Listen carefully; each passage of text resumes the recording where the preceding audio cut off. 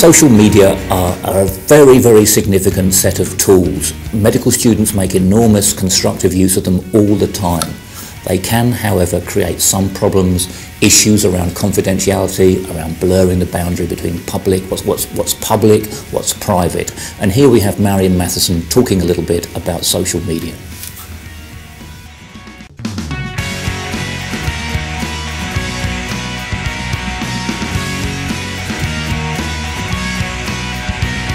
I think social media actually has quite large impacts on both confidentiality of our patients, but also on the professionalism of us as medical students and future doctors.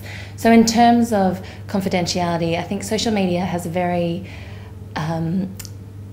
social media can very much blur the boundaries between what is private and your own private life and what is public and public life, particularly social media things like Twitter, where really you're talking to the world. So whenever I'm tweeting personally, I tend to think, would I be happy for what I'm about to say to be read by Daily Mail readers, for instance? I just make sure that I'm very conscious of the publicity of what I'm saying. On Facebook, I think it's really important to be very aware of how much information you disclose about your patients.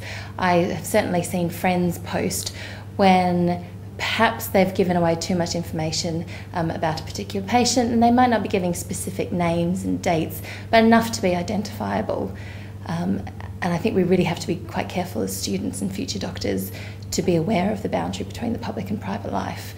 In terms of professionalism, as a medical student, I think you do have slightly more responsibilities on you than other students, because we do have the trust of the public in our hands, and we have to be careful to maintain the trust that the public has not only in us as students, but also as us as future doctors and doctors in general. I think there are many ways that social media can be used effectively and positively for our professional practice, but also for medical politics, global health.